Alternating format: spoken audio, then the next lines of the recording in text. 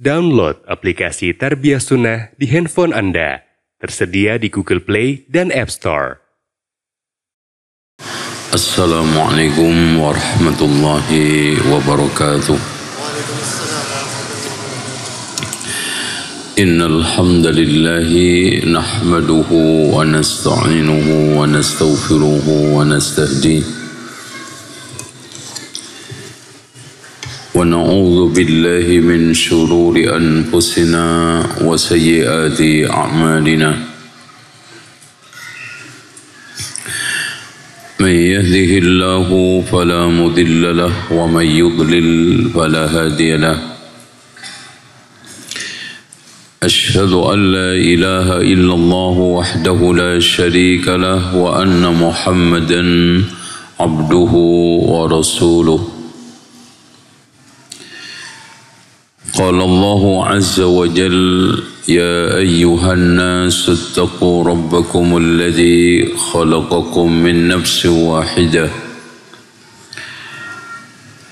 وخلق منها زوجها وبث منهما رجالا كثيرا ونساء واتقوا الله الذي تساءلون به والأرحام إن الله كان عليكم رقيبا وقال تبارك وتعالى يا أيها الذين آمنوا اتقوا الله حق تقاته ولا تموتن إلا وأنتم مسلمون وقال تبارك وتعالى يا أيها الذين آمنوا اتقوا الله وقولوا قولا سديدا يصلح لكم أعمالكم ويغفر لكم ذنوبكم ومن يطع الله ورسوله فقد فاز فوزا عظيما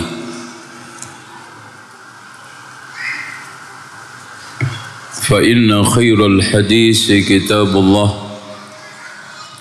وخير الهدي هدي محمد صلى الله عليه وسلم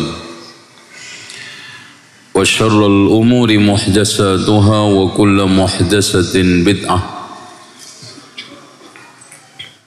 وكل بدعة ضلالة وكل ضلالة في النار. Ikhwah sekalian wa akhwat fillah. Bedah buku kali ini istimewa karena hajat kita semua.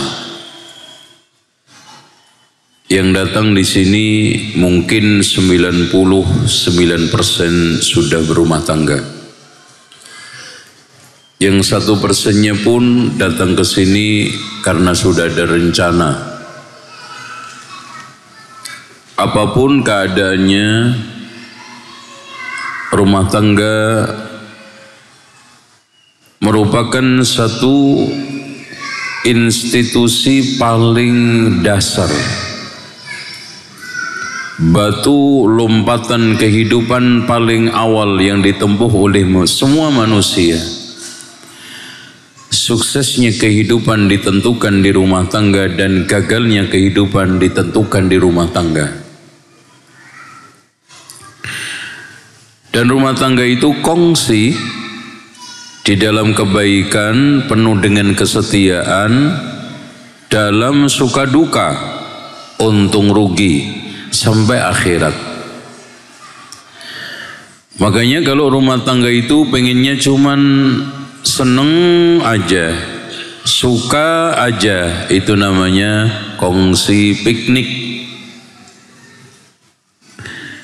Kalau sekarang rumah tangga pengennya untung saja, gak mau rugi, itu namanya kongsi dagang.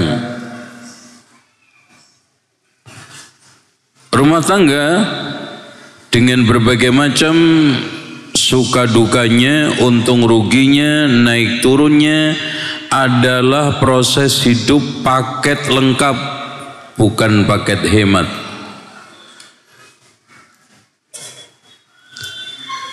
Rumah tangga bukan sedang mencicipi prasmanan dicomot yang enak-enak saja.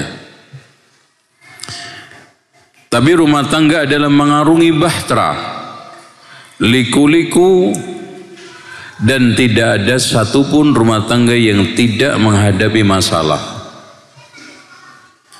Kalau ada orang bilang, alhamdulillah mas, selama saya berumah tangga nggak pernah ada masalah. Atau ada orang yang saya itu pingin menikah, yang tidak ada masalah, enjoy saja, enak saja. Ya nikah aja mas sama tiang listrik, insya Allah aman, tenang, nggak goyang-goyang, udah mapan.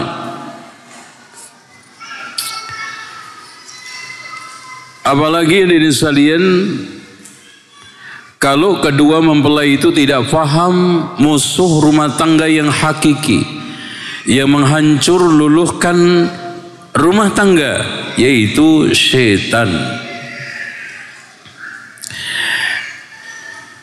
Ada di antara rumah tangga yang mulus sampai akhir kehidupan masih bisa mempertahankan biduk rumah tangganya. Ada yang gagal, bahkan gagal total sampai akhirnya mengembalikan akte nikah kepada KUA. Apa artinya? Tuh, makanya kalau lagi serah terima akte, doanya, ya Allah mudah-mudahan jangan balik lagi ke KUA.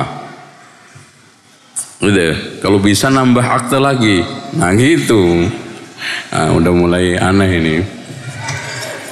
Oke. Siap-siap. Taib. Ada orang yang menerka-nerka, barangkali yang membuat gagalnya rumah tangga adalah harta. Ternyata tidak. Kemiskinan tidak. Rendahnya pendidikan, rata-rata sahabat itu nggak ada yang kuliah. Atau karena background masing-masing yang berlatar belakang etnis tertentu. Tidak juga. Mereka lupa bahwa Rasulullah SAW menegaskan sebagai bentuk peneguhan firman Allah, innama yuridu syaitanu ayyuki'a bainakumul adawata wal baghdha. Sesungguhnya syaitan itu menginginkan kepada kalian agar terjadi permusuhan dan kebencian di antara kalian. Makanya Rasulullah mengatakan di dalam hadis yang sahih, yang punya bukunya dilihat. Buka, kalau enggak punya buku, buka kopiahnya. Ya.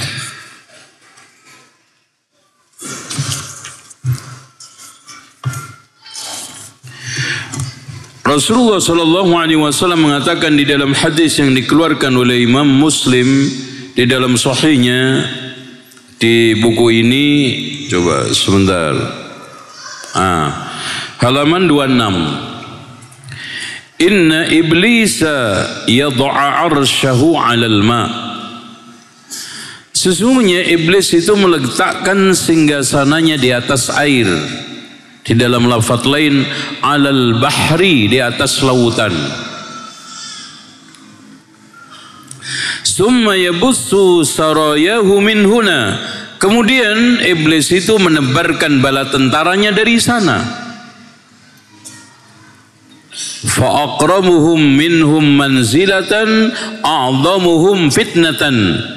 Kata Rasulullah, tentara iblis yang paling dekat posisinya dengan iblis adalah yang paling besar menimbulkan fitnahnya. Fitnah apa itu? Satu setan lapor, saya telah bikin murtad fulan dan fulan. Kata iblis, kamu nggak ada apa-apanya, sebentar lagi balik Islam. Saya bikin ini dan itu, semua diremehkan oleh iblis. Satu setan yang mengatakan ma taraktuhu hatta faraqtu bainahu wa baina zaujatihi. Tidaklah aku tinggalkan seorang, terus saya goda sampai akhirnya dia pisah dengan istrinya. Fayudnihi minhu, kemudian iblis mendekatinya, kemudian merangkulnya. Fayaqulu ni'ma anta, sebaik-baik tentara adalah kamu. Kenapa? Karena di belakang perceraian itu banyak terjadi berbagai macam resiko, efek, dampak. Makanya kalau kita lihat sekarang banyak rumah tangga yang kerasukan setan. Dalilnya, kalau kita itu lihat secara kasat mata dari kantor pengadilan agama satu ke kantor yang lainnya, banyakkan pernikahan apa perceraian. Nah itu, makanya kita harus kuliti malam hari ini. Problem solving berarti adalah solusi. Karena saya katakan di awal tadi, tidak ada satupun rumah tangga yang tidak menyimpan masalah. Tidak ada rumah tangga pun yang sekarang ini lepas dari problem. Cuman ada yang bisa menyelesaikan, ada yang sedang menyelesaikan, ada yang gagal, tapi ada yang mulus menyelesaikan tuntas. Bahkan kedua-duanya akhirnya menjadikan setan menjadi musuh bersama. Karena lucu, suami menjadikan istrinya musuh, istri menjadikan suami musuh, lupa musuh yang hakiki yang diingatkan oleh Allah. Alam ahad ilaikum ya bani Adam, ya bani Adam alla ta'budu syaitan innahu lakum aduwwum mubin. Alam ahad ilaikum ya bani Adam alla ta'budu syaitan. Bukankah telah aku ambil perjanjian atas kalian wahai anak Adam, jangan sembah itu setan, karena dia itu musuhmu paling nyata. Ini aneh. Setan, iblis yang jelas-jelas musuh kita, yang dikatakan oleh Allah aduun mubin, lepas dari perhatian kita. Istri kita musuhi, suami kita musuhi, mertua kita musuhi, besan kita musuhi. Aneh. Makanya kata Abu Umamah Al-Bahili, tidaklah patut seorang mukmin memusuhi kecuali 4. Karena musuh seorang mukmin itu cuma 4. 1, kafir yang memeranginya. 2, munafik yang membencinya. 3, mukmin yang hasad kepadanya. 4, setan yang menggodanya. Udah itu. Dengan demikian, kita harus sekarang ini mencoba untuk mencari celah-celah pintu yang dijadikan setan untuk memecah rumah tangga kita, untuk memecah kongsi suami istri yang sedang mengarungi bahtera rumah tangga dalam suka duka untung rugi. Nah, di antara hal itu mari kita buka di bab yang kedua halaman 31. Inilah hadirin sekalian pemicu utama, pintu utama yang dijadikan iblis untuk memecah kongsi rumah tangga kita. Yang pertama, istri yang suka melawan suami. Ini kita garap istri dulu, nanti suami. Tenang aja, habis itu antum pulang sebelum dijelasin ya. Pinter juga nih. Taib. Suka melawan. Makanya pernah ada semacam penyebaran angket oleh guru besar di Amerika, Profesor Neil Jackson. dia mencoba untuk menebar angket ke wanita yang telah mengakhiri hidupnya. Sebab-sebabnya apa? Ternyata di antara sekian ribu wanita yang gagal meniti membentuk rumah tangganya disebabkan didominasi oleh 3 hal. Tum lihat. Yang pertama, para istri yang sering melawan suami mereka baik secara psikologis maupun ucapan. Contoh, nggak ngomong tapi diem aja. Diajak ngomong nggak jawab, ya. Komunikasi nggak nyaut. Sesekali jawab ngeseli. Gimana dek? Jadi nggak ke pasar? Terserah. Gimana, jadi kondangan nggak? Terserah. Itu adalah bentuk perlawanan, ya. Akhirnya Pak, lambat laun suami capek batin, capek pikiran. Akhirnya mana tahan, sementara persaingan ketat. Oh, so keren ini. Yang kedua, para istri yang menyesali pernikahan mereka. Jadi di antara sekian ribu wanita, rata-rata menjawab sebab mereka mengakhiri pernikahannya karena kecewa di dalam pernikahannya. Entah, makanya di dalam Islam itu nggak boleh dipaksa. Ridho birridho itu rukun. Dan yang ketiga, kaum wanita yang tidak mempunyai rasa takut. Nah, itu. Nggak takut Allah, nggak takut Rasul, nggak takut suami, sukanya nantang-nantang. Makanya betul kata Ali bin Abi Thalib, ada sifat 3 yang kalau di laki-laki jelek tapi di perempuan bagus. 1, pengecut. Itu kalau laki-laki pengecut jelek, kalau perempuan bagus. Biar ada rasa takut sama suami. Ketergantungan, nah kan gitu. Karena kalau sekarang ini dia nggak ketergantungan, pede, nggak butuh sama lakinya, udah nantang-nantang, udah mas, kalau jantan ceraikan saya, nah gitu. Yang ketiga, bakhil.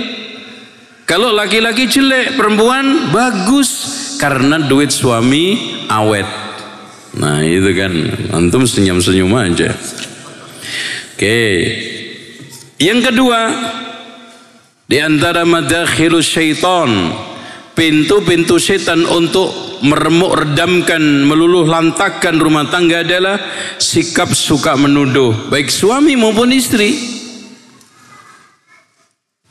Bagaimana antum sekarang telah membangun dengan kesepakatan mitsaqan ghalidha, telah percaya, suami telah mempercayakan kepada istri, istri mempercayakan kepada suami, termasuk dalam hal yang sangat privat.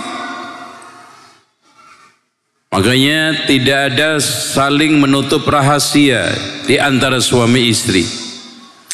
Tidak ada yang saling curiga, suudzon, buruk sangka. Apa yang perlu kita buruk sangkai? Sekarang Pak, tanda tidak ada aurat satu dengan yang lainnya suami istri, maknanya apa? Maknanya apa? Aurat yang paling sensitif itu dihalalkan oleh Allah untuk dibuka oleh suami dan dibuka oleh istri. Artinya apa? Tidak ada lagi sesuatu yang rahasia di antara suami istri. Makanya kalau antum mau nikah, ngomong, jangan diam-diam. Walaupun nanti setelahnya ngomongnya nggak apa-apa. Gitu. Jangan diam-diam, akhirnya jadi kiamat sughra rumah tangga antum. Nah, itu. Nah, kenapa kita jadi suka menuduh istri kita? Padahal dia adalah istri pendamping hidup kita, dia adalah ibu anak-anak kita. Bahkan sang penyair mengatakan, al-ummu madrasatun in a'dattaha a'datta sya'ban tayyibal a'raq. Sementara Pak, kepada orang lain yang tidak punya hubungan lengket aja, kata Rasulullah apa? Iyyakum wadh-dhanna fa inna dhanna akdzabul hadis. Waspadalah terhadap buruk sangka, karena buruk sangka itu seburuk-buruknya pembicaraan. Makanya Allah juga meneguhkan hal itu. Ya ayyuhalladzina amanu istanibu katsiran minadh-dhann. Kenapa kepada ibu anak kita jadi suudzon? Sekarang madakhilu syaitan, alat yang digunakan oleh syaitan untuk memecah belah, meluluh lantahkan, memporak-porandakan rumah tangga. Yang ketiga adalah istri tajam lidah. Nah nih, katanya Syekh Abdul Qadir Jailani di dalam kitab Al-Ghunyah, janganlah kamu menikah dengan wanita yang pembual, tajam lidah, dan suka berburuk sangka serta menuduh dan suka pasang tato. Kenapa? Karena antum tidak akan pernah berbahagia. Tujuan menikah yang litaskunu ilaiha akan porak-poranda di tangan wanita yang seperti yang dikatakan oleh Abdul Qadir Jailani di dalam kitab Al-Ghunyahnya. Makanya Rasulullah mengatakan salasun minasyaqawah, termasuk 3 hal yang menjadi sumber kecelakaan laki-laki, kesengsaraan laki-laki. Yang pertama, al-mar'atu taraha fatasu'uk, wanita yang bila kamu pandang menyeramkan. Waduh, Masya Allah, menyeramkan. Ada enggak wanita yang menyeramkan? Ada? Ada. Makanya hikmahnya kata Imam Ibnu Qayyim, kenapa perempuan itu tidak dipasang jenggot sama kumis? Lebih menyeramkan. Nggak ada kumis, nggak ada jenggot aja banyak lagi yang takut sama istri, sehingga menjadi takwa, takut istri tua.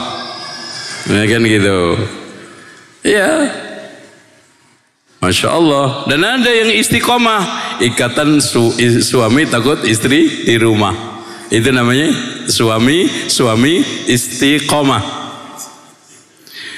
Jadi hadirin sekalian, ada yang bertekuk lutut, bahkan ada yang ditekuk-tekuk sama istrinya.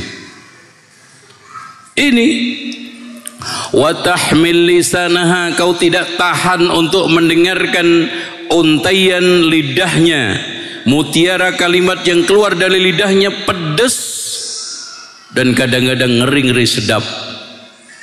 Wa in ghibta lam ta'manha, kalau kamu pergi nggak pernah merasa aman, ala nafsiha wa malik, dirinya dan juga hartamu. Makanya kata Umar bin Khattab, ada 3 manusia paling licik. Yang pertama, tetangga yang jelek. Bila kamu berbuat baik ditutupin, tapi kalau berbuat baik ini jelek disiarkan. Oh, kesono kemari namimah, hammazim masya'in binamim. Kemudian yang kedua, istri yang tajam lidahnya hingga membuat suaminya tidak betah di rumah, dan bila ditinggal dia khianat terhadap dirinya, kehormatannya. Dan yang ketiga, pemimpin yang jelek, jahat. Bila kamu berbuat baik tidak dipuji, bila buat salah langsung membunuhmu. Ya. Dengan demikian ikhwas sekalian yang dirahmati oleh Allah, masalah lisan ini Masya Allah ya. Makanya di dalam Al-Quran itu sampai kita supaya orang itu berbahasa sopan, kesopanan berbahasa itu ditekankan di dalam Al-Quran. Qaulan sadida, ya, ada qaulan layyina, qaulan ma'rufa, qaulan karima, qaulan maisura. Masya Allah, ini adalah penekanan agar kita itu bersopan santun di dalam tutur kata. Makanya Rasulullah menegaskan al-kalimatut thayyibah shadaqah. Kenapa ini kita tidak perlakukan kepada istri kita, kepada suami kita? Oleh karena itu hadirin sekalian, Rasulullah SAW mengatakan, innallaha idza arada bi ahli baitin khairan adkhala alaihimur rifqa. Jika Allah menginginkan satu rumah tangga yang baik, maka Allah akan masukkan ke dalamnya kelemah lembutan. Suami lemah lembut, istri lemah lembut juga. Karena saling, tidak ada yang paling. Sulit kalau sekarang suami paling bertutur kata lemah lembut, istrinya tidak. Begitu juga sebaliknya. Makanya Allah juga berfirman, walahunna mislul ladzi 'alaihinna bil ma'ruf walirrijali 'alaihinna darajah. Surat Al-Baqarah ayat 228. Taib. Yang keempat, istri mudah ngambek. Nah, tadi ngambek ngomongnya terserah. Ngambek terserah. Tidur tengkurap. Nah, gini itu.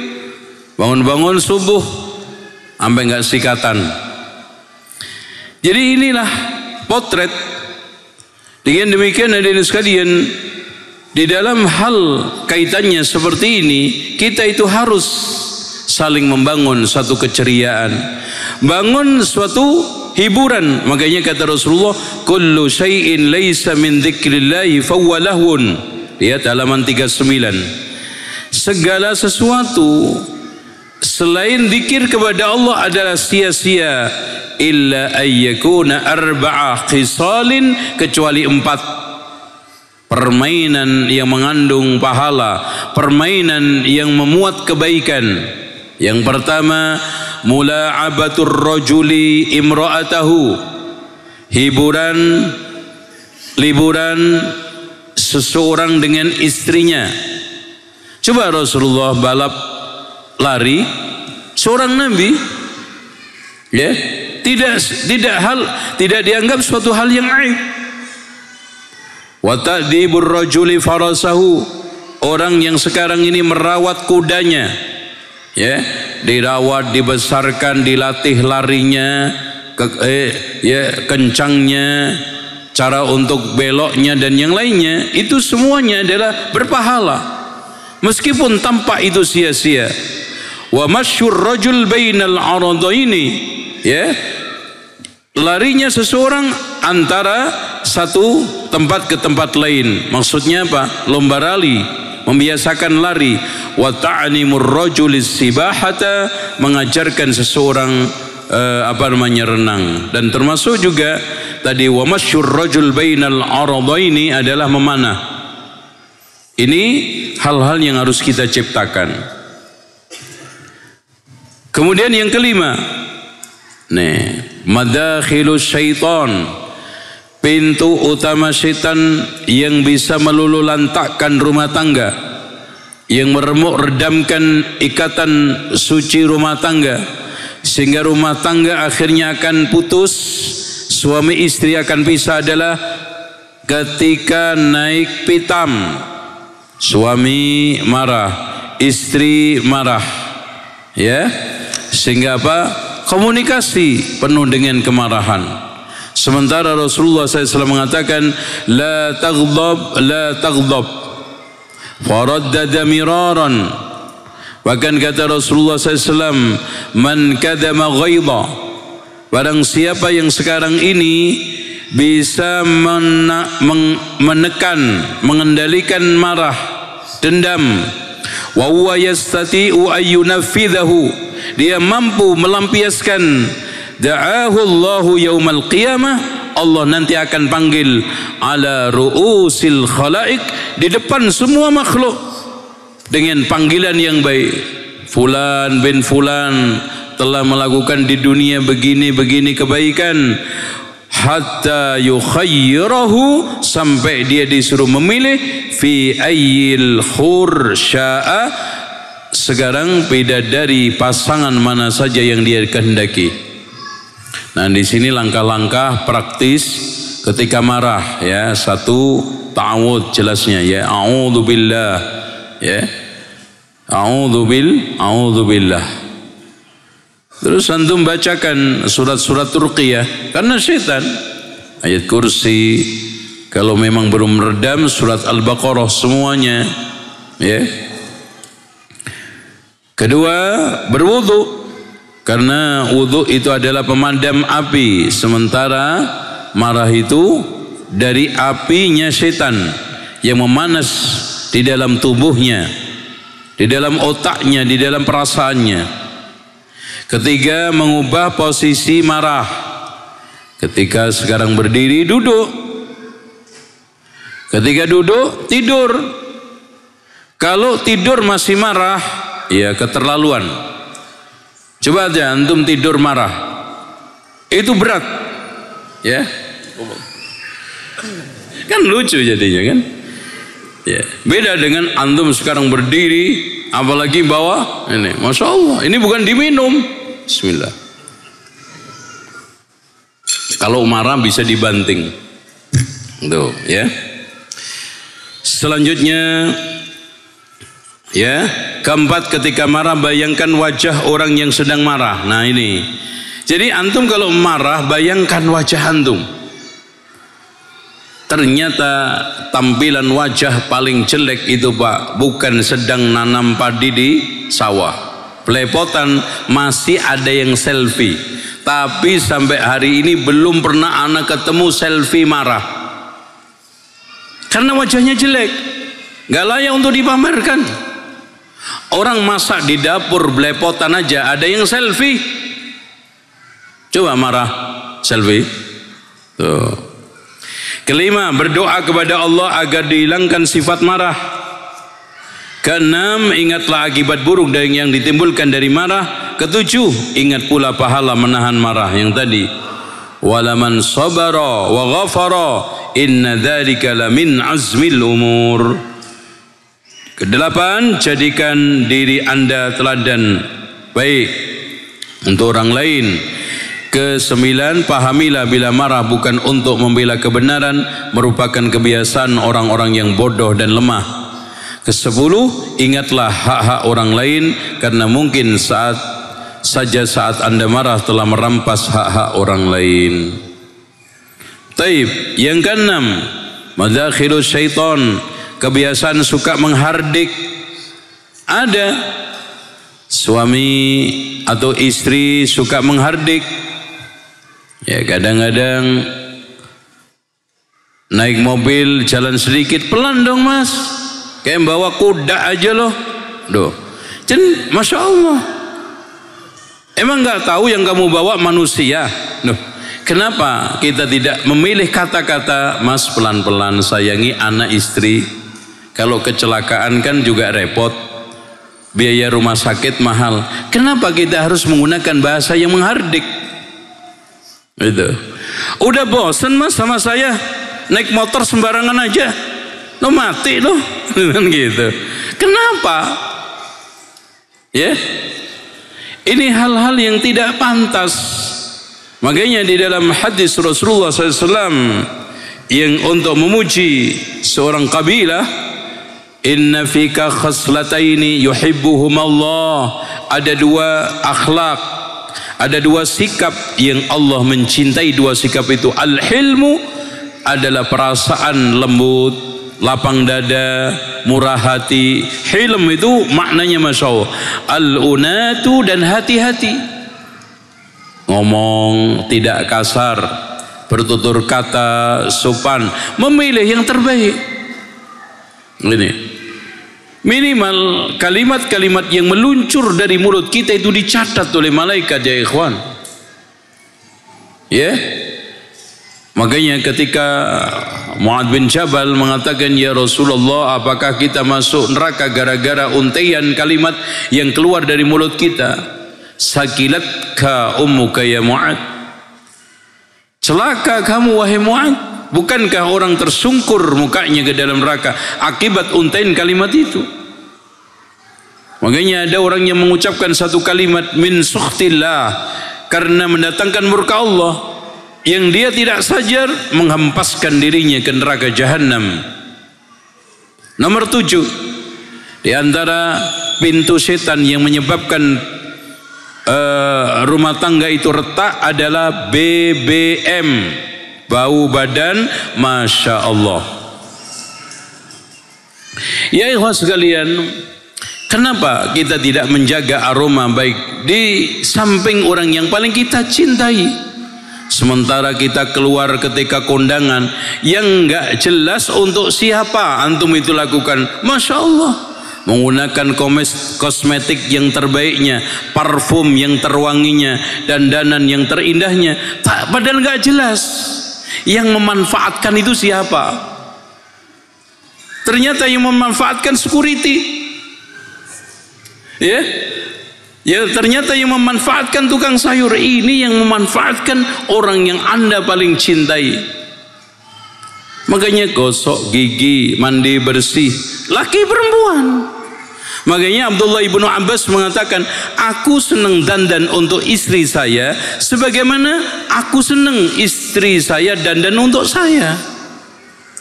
Kadang-kadang ada sebagian laki-laki kumel kusut, Masya Allah zuhud, iya Pak, tapi jangan kebangetan. Dan zuhud itu bukan ada di dalam pakaian. Kata para ulama, zuhud itu bukan ada di dalam mengharamkan yang halal, menggunakan pakaian-pakaian yang lusuh, tapi zuhud adalah ketika antum saat senang bersyukur, saat sedih bersabar.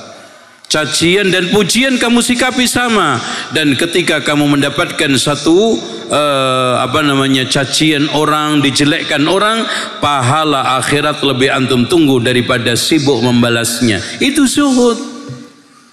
Kadang-kadang Masya Allah celananya kayak sop baker Honda, sampai ngepir, Masya Allah, disetrika mas, ya. Itu bagian daripada kebaikan muasyarah, wa'ashiruhunna bil ma'ruf untuk istri kita. Intinya dijaga. Bukankah kita minimal diwajibkan oleh Islam yang mengatakan wajib untuk mandi Jum'ah, apalagi dibetulkan dengan mandi junub. Makanya kata Rasulullah SAW, man ightasala ghuzni yaumal Jum'ah ghuslal janabah, siapa yang mandi Jum'ah seperti mandi junub, itu aja pahalanya kayak apa, apalagi antum benar-benar mandi junub di hari Jum'ah. Makanya dari situ disimpulkan sebagian orang dianjurkan berhubungan intim Jumat atau malam Jumat, padahal itu hanya kesimpulan dia sendiri. Yang tadi, siapa yang mandi Jumat seperti mandi junub, seperti daripada seperti mendingan beneran, kan gitu, ya kan gitu. Yang punya istri, yang enggak ya maaf, no comment. Nah, 8 dampak cuek. Nah ini juga di antara yang membuat retaknya rumah tangga adalah sikap cuek. Yang laki cuek, yang perempuan cuek. Contoh di antara hal-hal yang cuek ya, ketika sang suami sedang serius berbicara dengannya, sang istri sibuk dengan anaknya atau pergi ngambil sesuatu atau ditinggal. Sang suami meminta segelas air atau sirup, tetapi yang disuruh malah pembantunya, atau disiapkan kayak menyiapkan kucing, kucingnya aja masih dilus-lus. Menyiapkan makanan untuk suami seperti menyiapkan makanan untuk hewannya. Ya, kertas-kertas dan dokumen penting suami dibiarkan berserakan, tidak dijaga. Jika minta izin kepada suami untuk berkunjung ke rumah orang tua atau keluarga selama 1 jam, ternyata berjam-jam, atau kadang-kadang keluar enggak izin. Ini termasuk cuek. Suami datang dari bepergian jauh dalam waktu yang lama, tidak disambut dengan baik, bahkan biasa-biasa saja. Beda suami itu datang dari kantor dengan datang dari tugas luar kota seminggu, ya beda enggak? Kok nggak jawab antum? Itu kecuali antum mempoten. Udah. Yang ke-9, gampang meremehkan masalah. Nah ini, meremehkan masalah adalah perkara yang bisa merusak rumah tangga tetapi tidak banyak disadari orang. Makanya pakar-pakar pendidikan, ini orang-orang non-muslim ini mengatakan, Robert Ross mengatakan, wakil ketua lembaga kesejahteraan rumah tangga di Amerika yang memiliki cabang di hampir seluruh Amerika Serikat, berkata, hampir setiap problem rumah tangga yang berat dan fatal berawal dari masalah yang dianggap sepele dan kecil. Ternyata cocok dengan hadis Rasulullah, iyyakum wa muhaqqaratid dzunub, waspadalah terhadap dosa-dosa yang remeh. Karena di situ banyak orang yang terjungkal. Ikhwas sekalian, orang-orang yang sekarang ini pelari hebat tidak akan terjungkal dengan resiko-resiko yang berat. Begitu juga sekarang ini pembalap-pembalap kadang-kadang sepele. Karena kaumin nazalu fi batni wadin, seperti kaum yang sekarang beristirahat sejenak di tengah safarnya di sebuah lembah. Mau masak, satu orang bawa 2-3 ranting, yang ini 2-3 ranting, akhirnya 100 orang cukup enggak untuk menanak nasi? Cukup. Seranting 2 ranting. Tapi hitung jumlahnya orang 200, seranting 2 ranting, seranting 2 ranting, kebakar itu. Begitulah kondisi rumah tangga. Makanya ada suatu peribahasa, yaitu ada metafor monyet. Monyet itu Pak ternyata tidak jatuh karena terpaan angin kencang. Ada badai tornado, dia kuat memegangnya. Ada puting beliung, kuat memegangnya. Ada lagi angin yang lebih hebat lagi, kuat. Ternyata monyet jatuh dengan angin sepoi-sepoi basah. Ngantuk, beluk, niatnya jatuh. Nah, katanya dia. Makanya jangan meremehkan yang kecil-kecil. Selanjutnya 10 komunikasi yang macet. Nah di sini sebelum 10 tadi, di antara hal-hal yang suka diremehkan tadi, Anda suka membicarakan kekurangan atau kelemahan pasanganmu, apalagi di depan orang lain. Kadang-kadang mak-mak itu nggak sadar, aduh mbak suami saya itu nggak nyadar. Ini sudah bahaya, ya. Menghina dan melecehkan pasangan karena kurang mampu, umpamanya suaminya mencari nafkah, diomongin di keluarganya, diomongin ke orang tuanya. Suka mengkritik tindakan pasangan kita, ya, yang sekarang ini badannya dikritik, pakaiannya dikritik, kebiasaannya dikritik, bahkan sikap kecil-kecilnya selalu dikomentari. 4. Menggunakan ungkapan pedas dan menyinggung perasaan di dalam berbicara. 5. Menertawakan sesuatu karena Anda ingat sesuatu yang dirahasiakan oleh suami. Umpamanya suami keceplosan, padahal itu rahasia. Nah itu kan ketawa, tapi ketawanya ngeledek, sinis. Itu bahaya. 10. Komunikasi yang macet.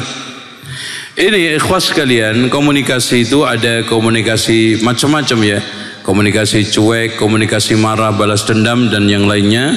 Nah yang 11 tuntutan tidak realistis, ini juga bisa menciptakan retaknya rumah tangga.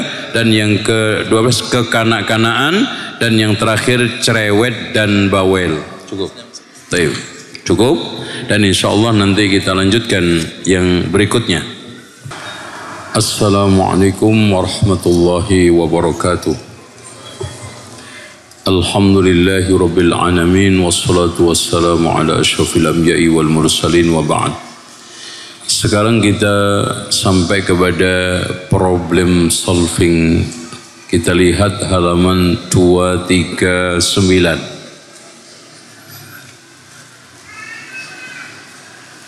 Melestarikan kemesraan dan kesetiaan.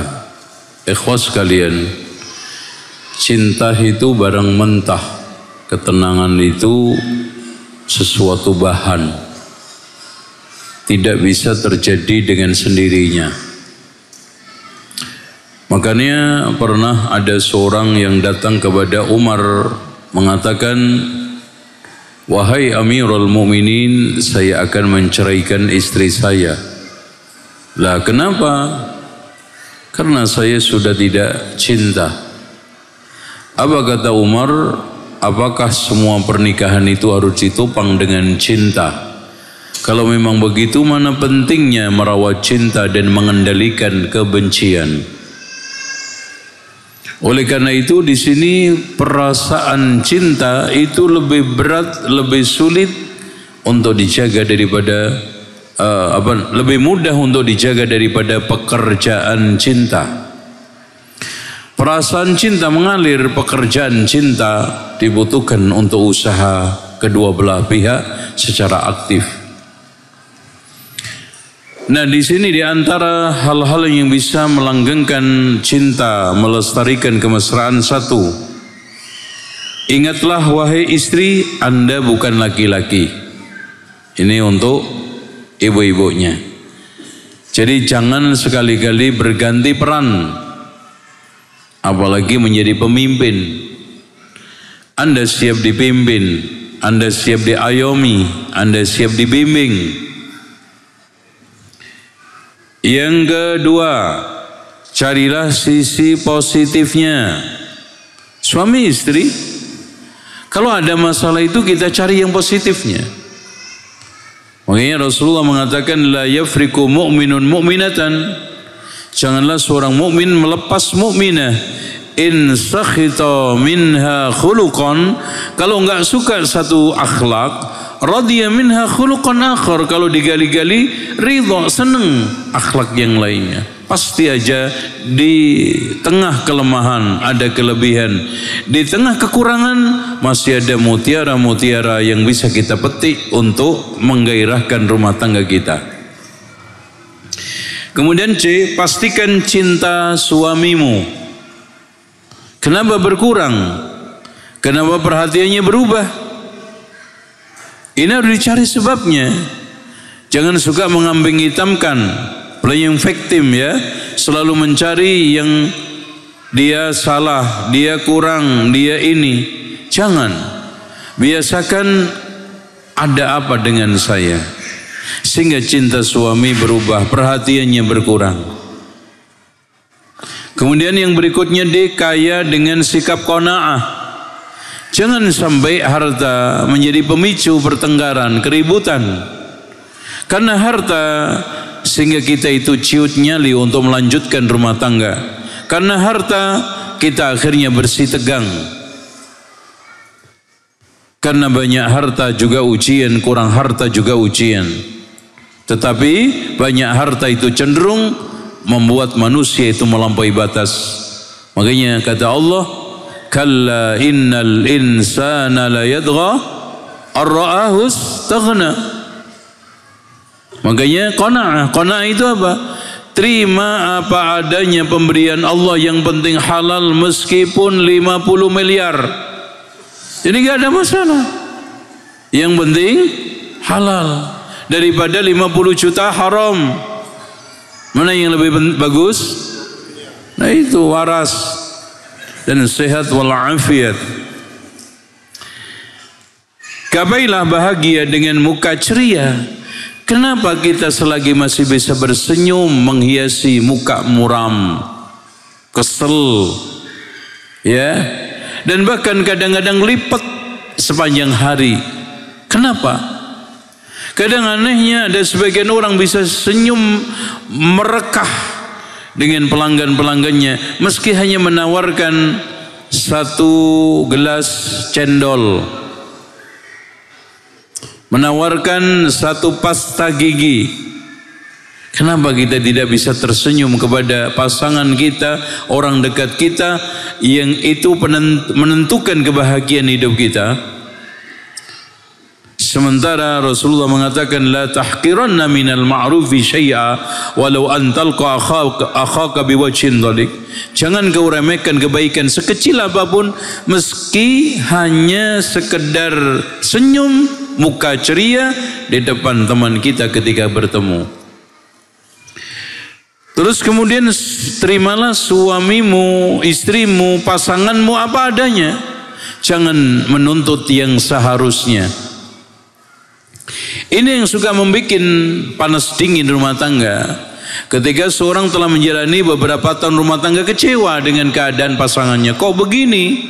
Seharusnya begini. Seharusnya. Akhirnya diungkap-ungkap, Mas, kalau saya dulu nggak kawin sama kamu, tahu nggak? Saya dapat camat. Oh, camat lagi, calon mati. Ya, diungkit. Padahal inilah yang ditetapkan oleh Allah terbaik. Buktinya sampai pada akad pelaminan dan sampai sekarang utuh. Yang Anda bayangkan, yang Anda inginkan, buktinya lepas. Andaikan dulu sama ono tidak sama ini, nah itu syaitan. Lau di situ sudah mulai masuk. Fa inna lau taftah amal syaitan. Karena sikap lau itu membuka pintu syaitan. Berikutnya, jangan perlebar jurang perbedaan. Jadi kalau terjadi ketegangan itu jangan diperuncing. Cari titik-titik kesamaan, kesepadanan. Jangan cari perbedaan, dipertajam. Sampai akhirnya satu dengan yang lainnya saling tidak ketemu. Otot-ototan, ayel-ayelan. Pasti yang menang yang pinter ngeyel. Sekarang bahasa simple. Menang dengan istri, antum dapat hadiah apa? Menang sekarang debat dengan suami, sekarang Anda dapat status apa? Gak dapat apa-apa. Biasakan maaf, minta tolong, terima kasih. Kalimat indah, mudah, tapi mensihir hati siapapun. Berpartisipasilah dalam kegiatan pasanganmu. Sesekali istri menemani kegiatan suami di kantor, sesekali suami menemani kegiatan istri di dapur dengan anaknya, menemani permainannya dan yang lainnya. Bukan suatu aib bagi Rasulullah SAW membantu urusan keluarga istri-istrinya. Bukan suatu aib Rasulullah SAW kadang-kadang menjahit pakaiannya dan memperbaiki sandalnya sendiri. Kemudian jangan mengingat pengalaman pahit. Untuk apa? Ya, kadang-kadang kita itu suka memutar ulang pengalaman pahit, kejadian yang pilu masa lalu. Diputar ulang terus. Untuk apa? Sudah berlalu, nggak ada faedah. Apalagi kadang sebagian ibu, Masya Allah, kadang-kadang berubah menjadi sejarawan terbaik mengungkap sanad sakit hati masa lalu. Ya, dan bahkan Masya Allah sanadnya nyambung. Runut rawahu ngalahin Bukhari Muslim. Ya, semua rapi. Untuk apa? Selagi kita sekarang bisa berbahagia dengan suasana sekarang, kenapa kita keruhkan dengan masa lalu yang pahit pilu? Sekali kita bisa bersahaja, bercengkrama, ya, bertata krama dengan suami istri, kenapa kita harus putar ulang berbagai macam peristiwa masa lalu yang tidak menyenangkan? Terus ketika tugas suami menumpuk, wahai istri, jangan sekali-kali Anda menggerutu. Ketahuilah itu tidak akan lama. Pasti ada jeda, pasti ada suatu nanti yang akan menjadi kelezatan di suatu hari ketika kesibukan itu sudah lepas. Kadang-kadang ada sebagian istri yang ngeluh dengan kesibukan suami. Padahal kesibukan itu untuk siapa? Dia peras keringat banting tulang untuk siapa? Ya memang kebahagiaan itu tidak selalu bersumber dari materi. Tapi ketahuilah kesejahteraan hidup itu materi sepertiga yang menentukan. Sepertiga yang sepertiganya pribadi yang mau diatur. Sepertiga yang kedua rukun dan guyub. Sepertiga materi. Ini sumber ketenangan, kesejahteraan hidup yang tidak bisa diingkari oleh siapapun. Sekarang punya materi nggak rukun, bubar. Sekarang punya kerukunan nggak punya materi, ya kelaparan. Dan juga sebaliknya, ada rukun, ada materi, tapi pribadinya tidak bisa diatur, juga tidak akan bisa jalan, macet. Berikutnya, jangan memaksakan kehendak suami istri, apalagi istri memaksakan sesuatu kepada suami harus begini, tidak boleh begitu. Sebaiknya seorang istri menggunakan bahasa-bahasa bertutur kata, bertanya, "Mas, kalau seandainya begini gimana?" Kan indah. Daripada harus mengatakan harus begini, nggak boleh begini. Awas ya, ngancam lagi. Seakan-akan kalau tidak diturutin, dia akan melakukan sesuatu yang bertentangan dengan suami. Ini bahaya. Rawatlah kecantikanmu. Nah ini terutama yang sudah lama menikah, dandan itu tidak harus mahal, tidak harus ke beberapa salon kecantikan, klinik kecantikan, tidak, cukup sering-sering mandi cukup. Air itu Masya Allah, apalagi air hujan itu sangat baik untuk kesehatan kulit, untuk membuat glowing kulit. Kalah itu semuanya kosmetik, kalah, skin kalah itu. Air hujan, sering-sering aja hujan-hujan, apalagi di sawah, udah cantik. Ya, rambutnya kena air hujan, Masya Allah, faedah. Antum buka aja di Google, tanya sama Mbah Google, faedah air hujan, keluar tuh. Jadi seperti itu. Ketika suami datang, dandan, jangan tampilannya Masya Allah, ya kadang-kadang belepotan, ya cadarnya atau kudungnya kena ingus. Kalau enggak, kanan kirinya pakainya saus, jidatnya dicium bau PPO, lehernya kanan kiri keroan kayak jerapah. Itu. Selanjutnya, usirlah kegelisahan, kesedihan. Jangan dibiasakan hidup itu kayak orang paling merana, paling gelisah, paling menderita. Jangan.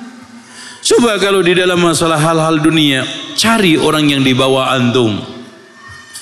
Ya, kalau soal masalah ujian, lihat orang yang sekarang ini lebih berat diuji daripada kita.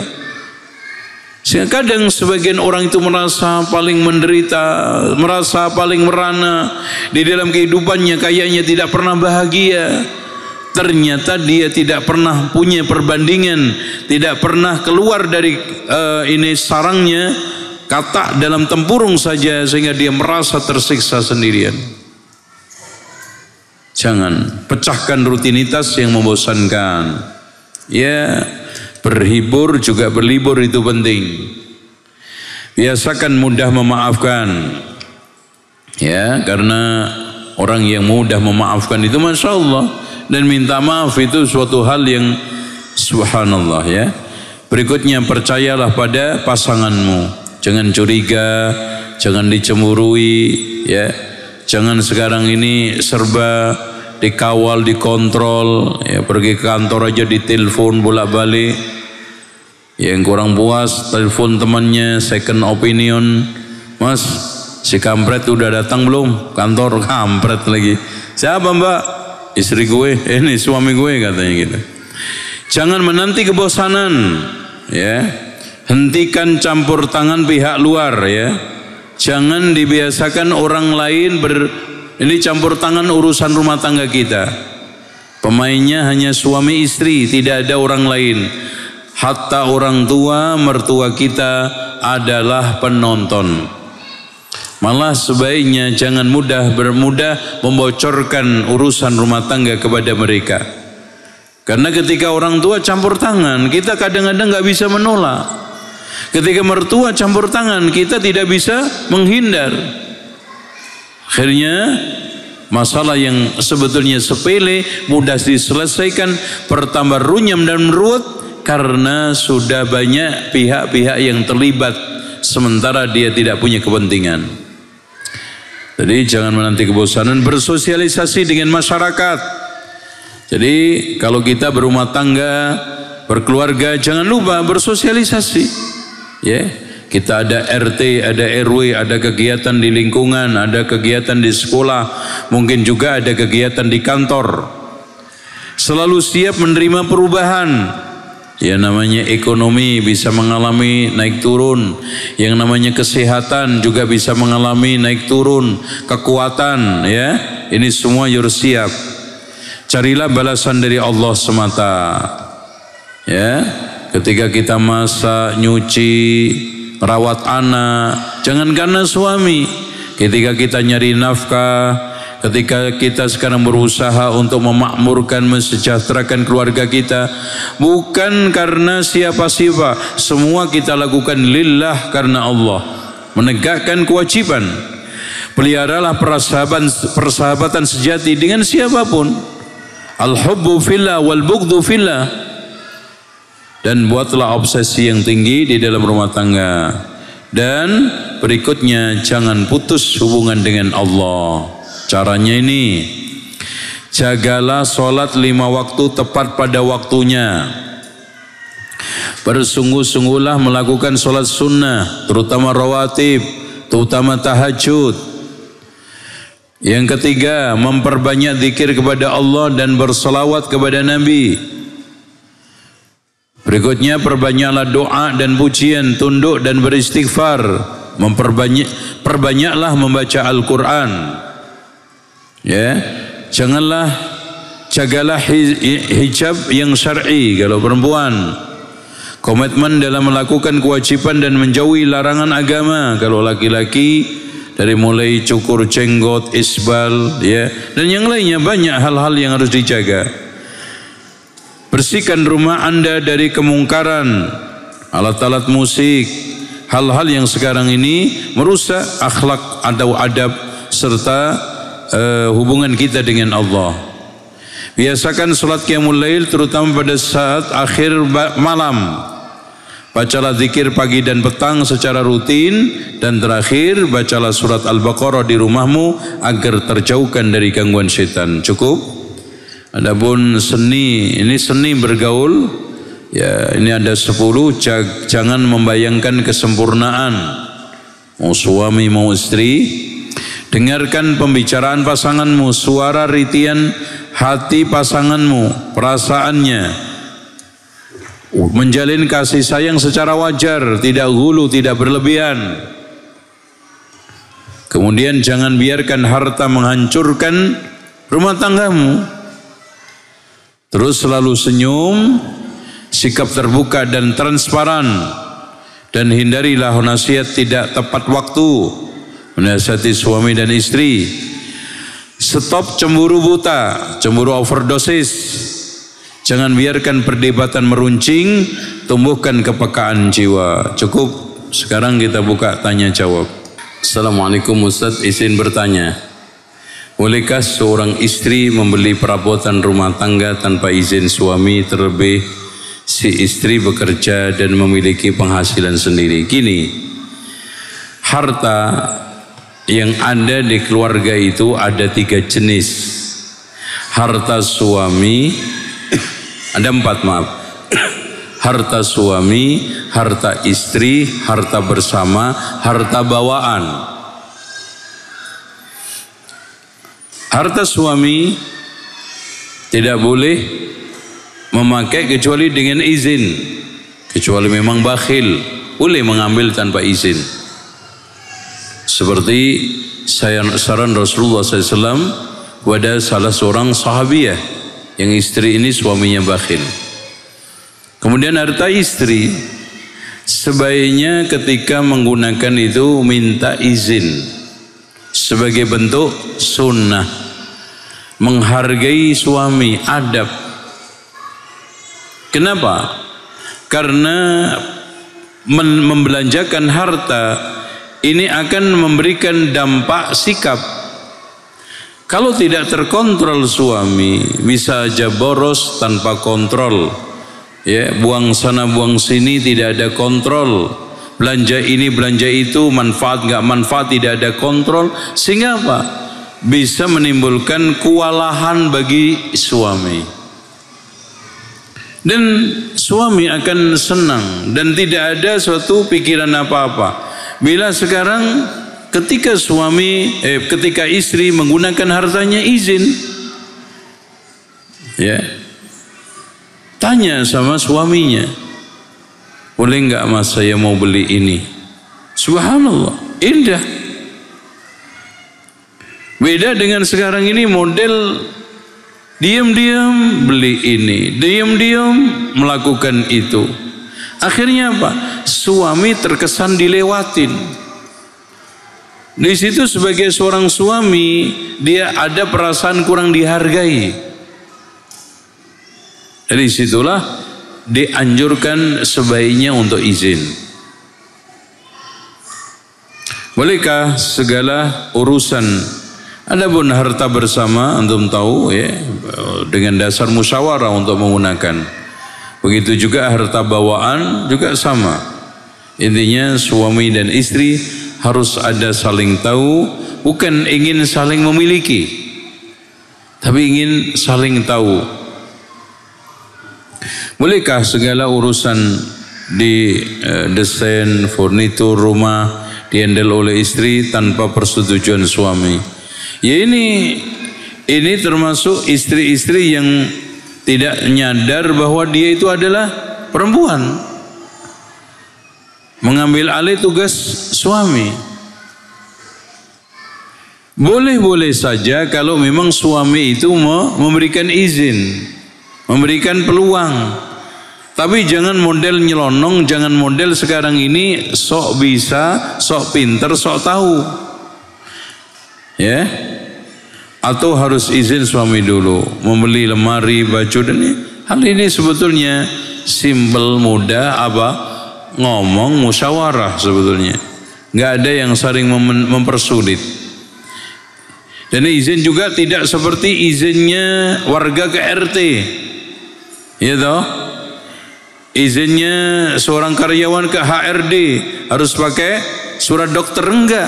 Di sini sebagai hubungan suami istri untuk saling komunikasi, saling tahu, saling transparan, dan masya Allah sopan santun dijaga dengan cara apa?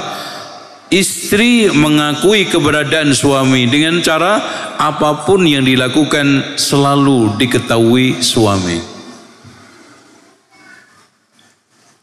Afwan Ustaz bertanya, bagaimana hukumnya apabila seorang suami setiap kali bertengkar selalu mengucapkan talak atau kata cerai?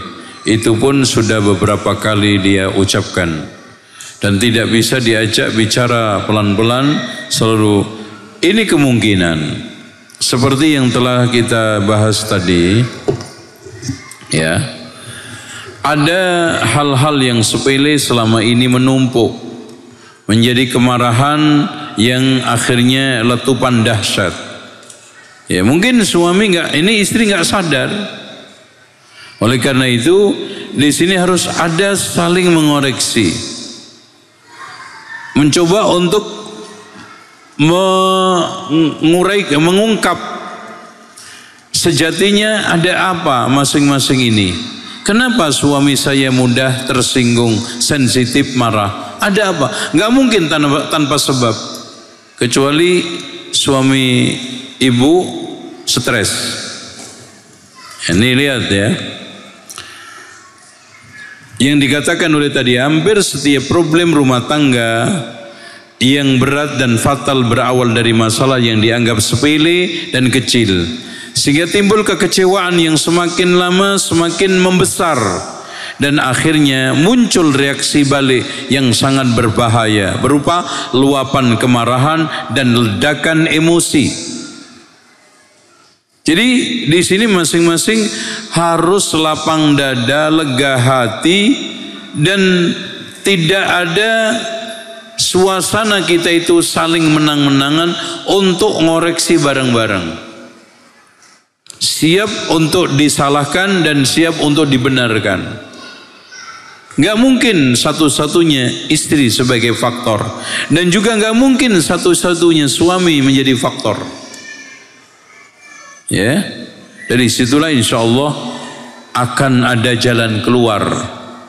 Biiznillah. Semoga Allah senantiasa melindungi Ustaz, sekeluarga dan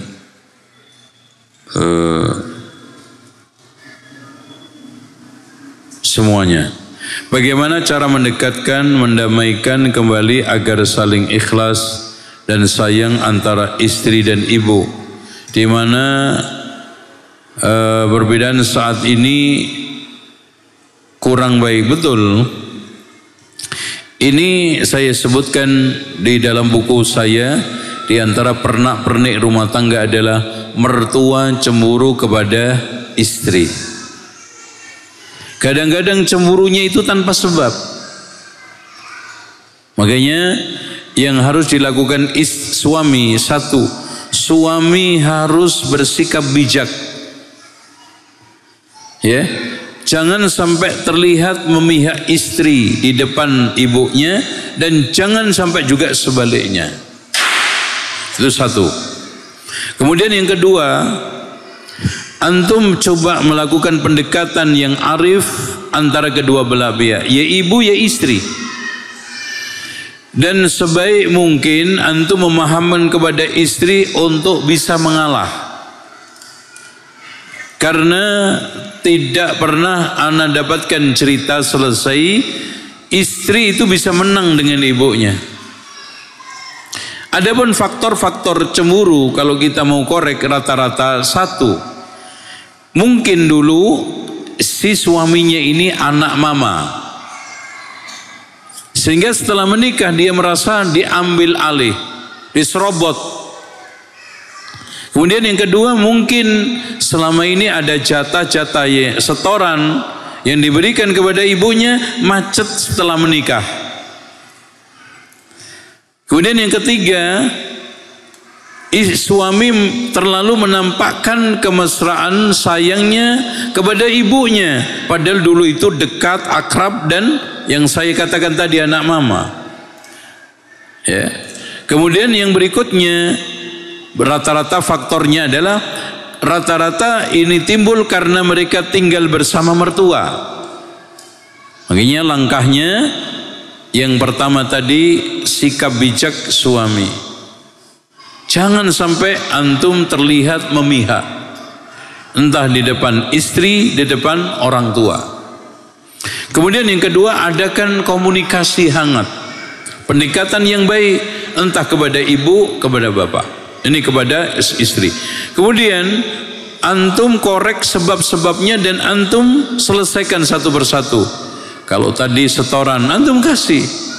Kalau mungkin karena selama ini satu rumah kemudian pindah, kepindahan antum di rumah lain, entah itu rumah sendiri atau kontrak, tidak menyebabkan antum putus silaturahmi dengan orang tua antum. Kemudian yakinkan kepada ibu bahwa orang yang nomor satu di dalam kehidupan ini yang saya pentingkan adalah ibu.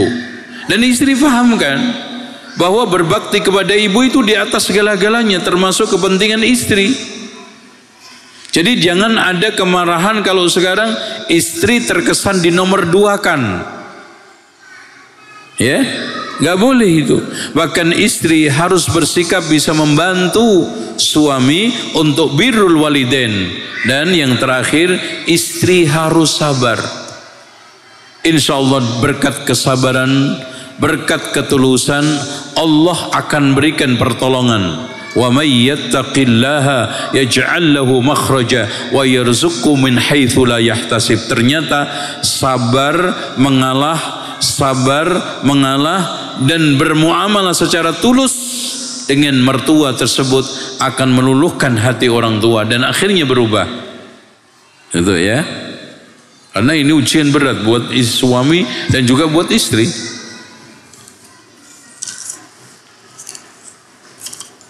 Karena antum sedikit saja salah langkah, antum bisa durhaka. Atau sebaliknya rumah tangga antum bisa bubar. Kan gitu. Makanya harus hati-hati. Istri tidak dilarang bekerja, bahkan dianjurkan bekerja oleh suami untuk mencukupi biaya sehari-hari. Sementara suami juga bekerja namun uangnya untuk suami dan anak dari pernikahan sebelumnya. Bagaimana sikap istri? Wah, ini kayaknya harus konsultasi pribadi ini. Tapi intinya gini, ikhwas sekalian, suami itu diberikan oleh Allah kelebihan.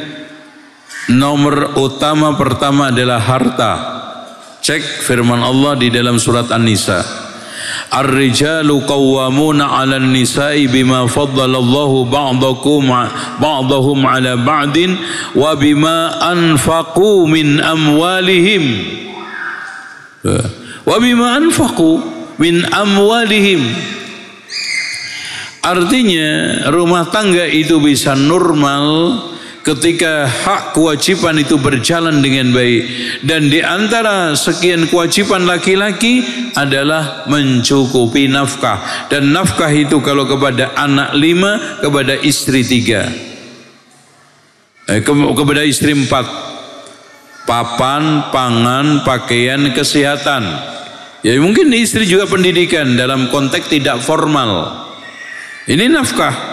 Pendidikan, kesehatan, papan, pangan, pakaian. Ini nafkah. Itu kewajiban antum. Dan itu bukan menjadi beban istri. Bahkan sebaliknya, istri mendapat.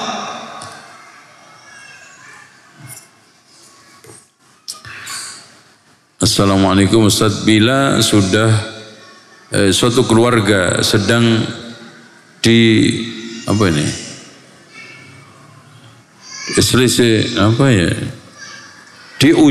diuji dengan kekurangan materi, sedang dia punya anak yang harus diberi makan, bolehkah istri meminta bantuan kepada orang tuanya? Suami dari istrinya kerja serabutan, kadang tidak mendapatkan. Ikhwas sekalian, jangan bermudah-mudah untuk mengganggu orang tua. Apalagi antum minta, itu maknanya rumah tangga antum tidak stabil. Itu jadi pikiran orang tua antum. Dan itu termasuk bagian daripada durhaka, membebani orang tua, pikiran orang tua, hidup orang tua dengan masalah kita. Makanya kalau ada masalah-masalah keluarga, rumah tangga, jangan bermudah-mudah untuk disampaikan ke orang tua. Jadi pikiran. Terus apa yang dilakukan? Keduanya dengan ikhlas, tulus mendekatkan diri kepada Allah untuk sungguh-sungguh ikhtiar. Insya Allah, Allah akan berikan jalan keluar. Nggak akan mungkin Allah menyia-nyiakan usaha seseorang kalau dia itu mendekatkan diri kepada Allah, kemudian ikhtiarnya secara baik. Masalahnya kadang-kadang kita kurang ulet, kurang sabar, kurang jujur, kurang amanah, kurang profesional. Apalagi di Bandung, di Jakarta, Jabodetabek ini, Masya Allah. Selagi kita itu masih bergerak, selagi kita itu masih mau usaha, insya Allah mudah. Banyak jalan menuju Roma tanpa irama. Ya tidak? Itu. Afwan Ustaz, ana seorang ikhwan yang insya Allah pekan depan akan menikah. Ana mohon nasihat dari Ustaz untuk anak. Ya ini, baca buku ini. Ya, saya punya buku runut. Pertama, cerdas memilih jodoh.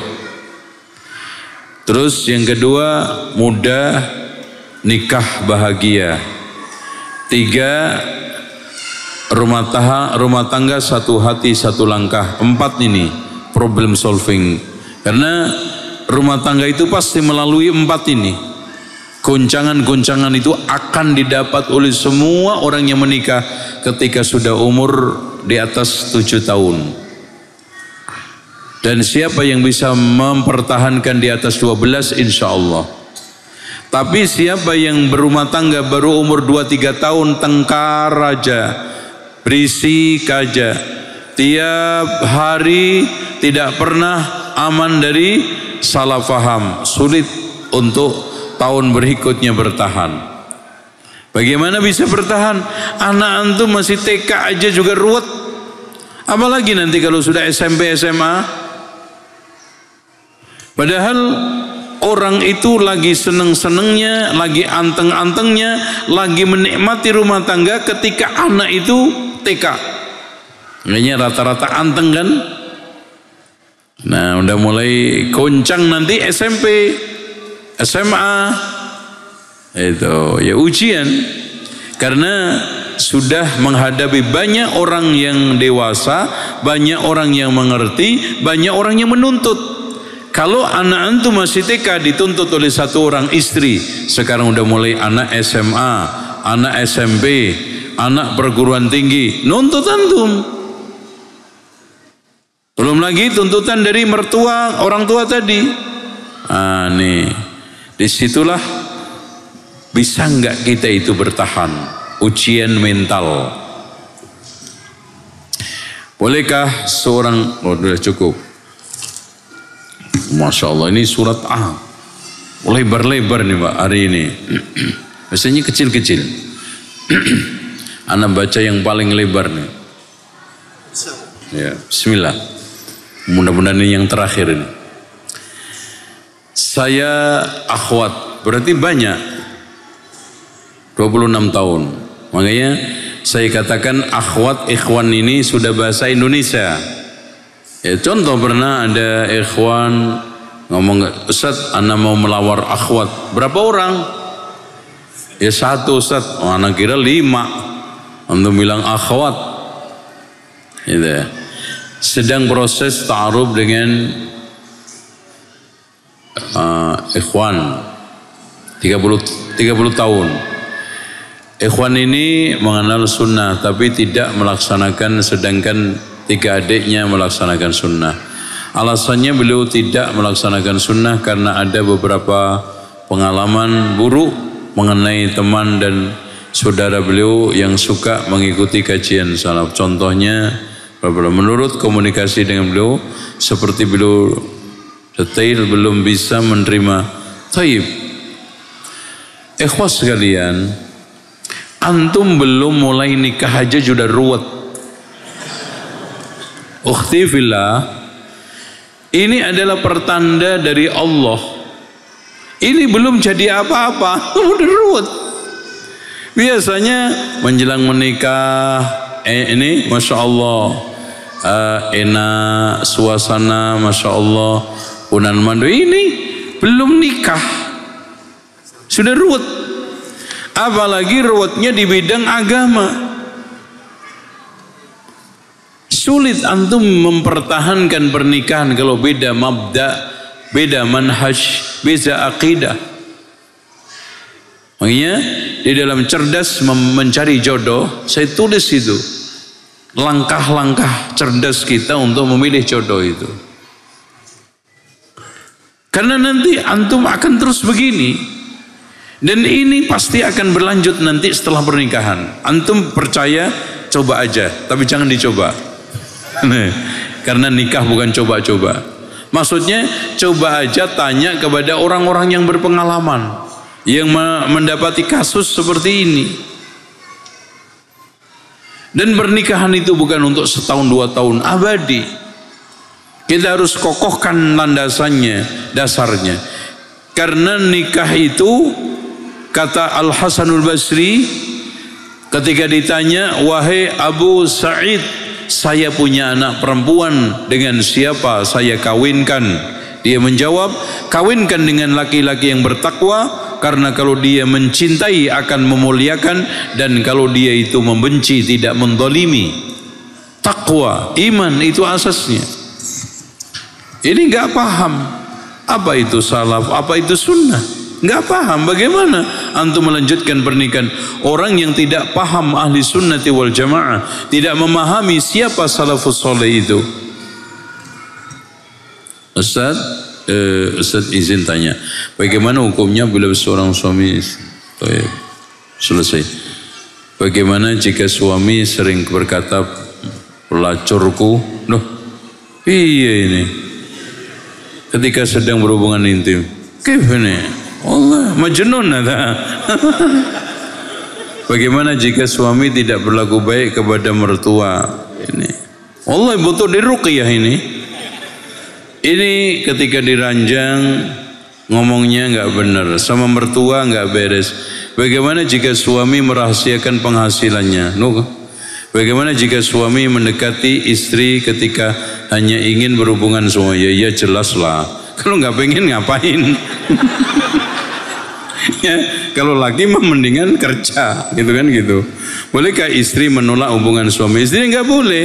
Nah, ketika sakit, ya lihat sakitnya. Sakit-sakitan, apa sakit beneran?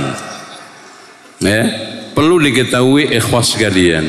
Kenapa Rasulullah SAW mengancam perempuan yang menolak ajakan suami sampai dikutuk malaikat? Karena efek dan dampaknya itu tinggi dan besar. Ya, kebutuhan biologis seorang istri itu memang bisa ditunda. Laki-laki Pak, ditunda 5 menit expired. Udah expired. Dan tujuan mereka melakukan itu, kata Imam Ibnul Jauzi, 1, untuk menjaga keturunan, 2, untuk membuang sperma, kalau tidak dibuang bahaya, dan 3, menjaga stabilitas kesehatan. Itu ya, karena kalau enggak sakit. Apakah boleh saya membantu kedua orang tua saya yang punya hutang riba, di mana hutang itu bekas modal nikah saya? Ya, antum harus selesaikan. Sedangkan orang tua hamba kurang mampu untuk membayar, tetapi anak punya anak, kalau anak bekerja untuk membantu orang tua membayar hutang, ribanya anak meninggalkan anak. Tapi yang menjadi pertimbangan, kalau anak tidak membantu orang tua akan suka meminta bantuan pada anak dan suami anak, sedangkan ekonomi anak juga pas-pasan. Wallahi, insya Allah dengan antum mendekatkan diri kepada Allah, bertaubat dengan taubatan nasuha, insya Allah jalan keluar akan berikan. Subhanallah Pak, pernah nggak tergambar di benak orang tua yatim piatu yang ditinggalkan bapak ibunya, harta karunnya setelah meninggal dunia ternyata dijaga oleh 2 Nabi Khidir sama Musa berkat kesolehan orang tua. Umar bin Abdul Aziz ketika datang utusan anak-anaknya untuk memintakan harta karena anaknya kecil miskin, Umar bin Abdul Aziz mengatakan apa? Wahai fulan, anakku tidak lepas dari salah satu di antara 2, jahat atau soleh, soleh atau jahat. Kalau soleh, kata Allah, inna waliyallahu alladhi nazzala al-kitab wa huwa yatawalla salihin. Sesungguhnya pelindungku adalah Allah yang menurunkan kitab, menjamin orang soleh. Udah dijamin. Kalau penjahat, ngapain? Saya menjamin orang-orang jahat. Sementara Allah berfirman, "Fabima an'amta 'alayya falan akuna dhahiran lil mujrimin." Dengan nikmat Allah, aku tidak mau membantu menjadi penopang orang-orang jahat. Akhirnya pulang, tidak dikasih apa-apa. Tapi subhanallah, setelah meninggalnya Umar bin Abdul Aziz, 9 anaknya semua menjadi kesatria, mujahid di medan perang, dan pulang membawa ghanimah melimpah, akhirnya kaya raya. Dan bandingkan dengan ponakannya, ya, ponakannya Hisham bin Abdul Aziz, karena korup dan yang lainnya, setelah ditinggalkan, meninggal bapaknya, ditinggal harta melimpah. Sebelum dia itu, keturunan kedua ketiga sudah miskin, minta-minta semua. Hartanya nggak berkah, minta-minta. Makanya tinggalkan anak antum kesolehan, bukan kekayaan. Wa kana abuhuma salihah. Demikian yang bisa saya sampaikan, mudah-mudahan bermanfaat. Subhanakallahumma wa bihamdika asyhadu an la ilaha illa anta astaghfiruka wa atubu ilaik. Wa sallallahu ala Muhammadin wa ala ali Muhammad walhamdulillahi rabbil alamin. Wassalamualaikum warahmatullahi wabarakatuh.